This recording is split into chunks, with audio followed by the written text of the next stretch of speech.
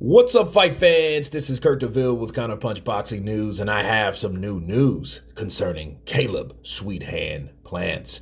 Caleb Plant finally breaks silence on his loss to Canelo Alvarez, and this is what he had to say. He was very disappointed about the loss. He says, I'm definitely disappointed. I came to win. I didn't just come to hand my belt over, said Caleb Plant.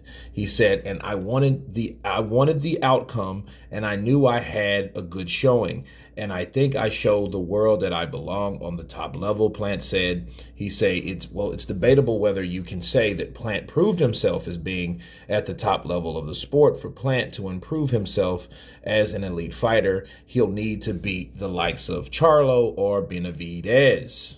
Okay. He said, I did come to win. I put in a lot of work. He says, I told them that I didn't want to stop the fight. This is the first holiday season in the last 5 years that I get to go home and see my grandparents. I'm going to go do that, and then I'll be back at the top next year, said Plant. He says, me and Javante are cool, and me and Jojo Diaz are cool too. It's going to be a great fight. And he's talking about something else. Okay, well, the last thing he said, anybody in the 168-pound division, that's who I want to fight, said Plant. And those are the words of Caleb Plant. Caleb Plant did a good job. He used the Philly shell, the shoulder roll, rather, like a lot of people like to explain that style.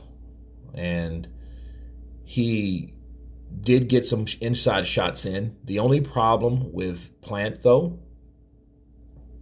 Plant just didn't have the punching power. He hit Canelo and he moved. He used the ring.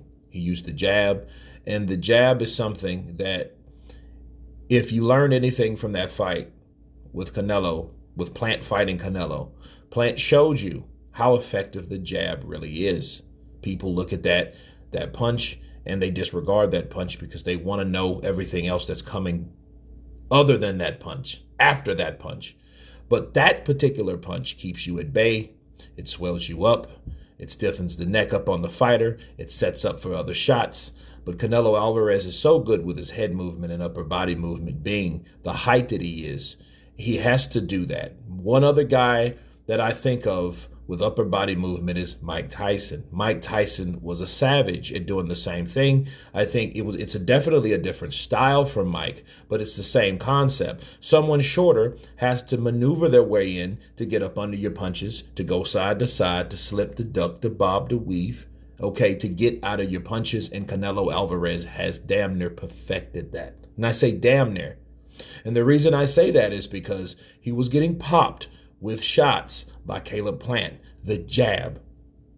So if you're able to catch Canelo Alvarez with the jab, the way Caleb Plant caught Canelo Alvarez with the jab, that was a success overall.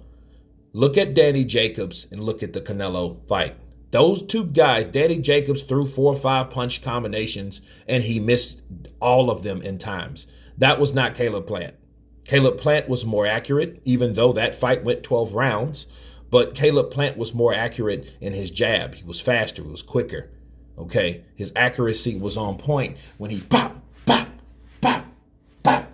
And he caught Canelo. The only thing is Canelo knew he could take those punches because Canelo Alvarez was on his back foot when he did sustain a jab from Caleb Plant, because Caleb Plant was popping that jab out there. The only problem was that the right hand that he would come in when Canelo would work himself in, because it's an equation. Canelo has to bob and weave in, and in this point, he was taking those jabs to the face. He was taking those jabs to the face, right? He was still taking them, but when he would come in, he would shoot that right down to the hip or the back of the left side of Caleb Plant's, which I think in time tired him out, but he would throw that punch. But when Caleb would cross and his time to counter with the right was just as effective as the jab, and it really wasn't.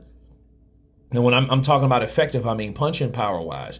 If the right had more stank on it, he would be able to make Canelo respect that right hand behind that jab. Okay, and then I think because he was just shooting it, a lot of times he would just shoot it out there and he would bring it back and he would bring this down and he left this open, and eventually that's how Canelo ended up catching him. Okay, because he ended up, boom, because Canelo saw this guy is not using the shoulder roll the right way. He's supposed to bring it up. He's supposed to bring it to adjust it. Okay, so when he was shooting that jab, Canelo would come in and boom, boom, boom, boom, because that was the part that he was giving him.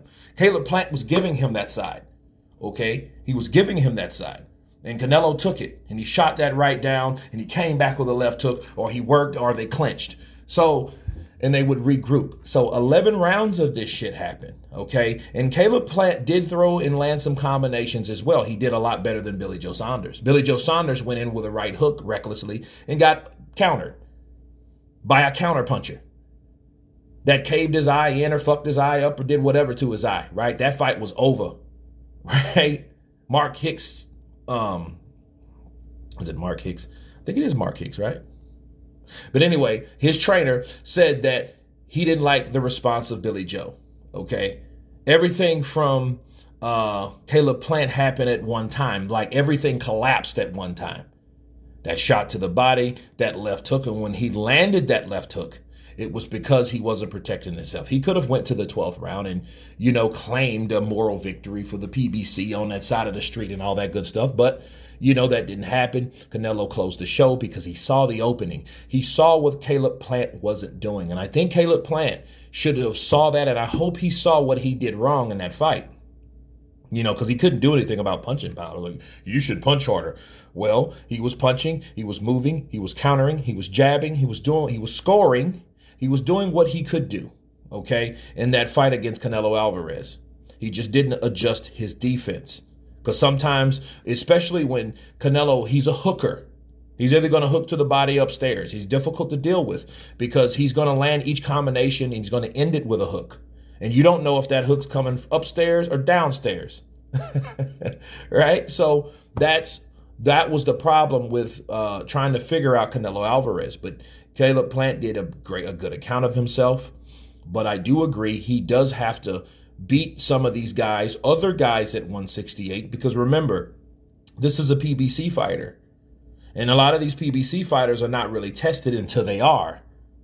And then if they get beat, then they're overrated. Well, the thing is, they haven't been tested to be overrated or not. We don't know how good they really are. And in this case, we have to find out how good Caleb Plant really is. Okay, because at the end of the day, if he beats someone like David Benavidez, he can reclaim himself. He can get his statue back. He can get that. He can get he can get that respect back. Okay, from the first loss of his career. Okay, so this really what shows who he is as a fighter and where his career is going to sway. Okay, after taking that first loss, but it was a good fight. He made a good account of himself, I feel. You guys tell me what you think about Caleb Plant breaking silence on his first loss of his career. Of course, please subscribe. And you guys been Counterpunch. Peace.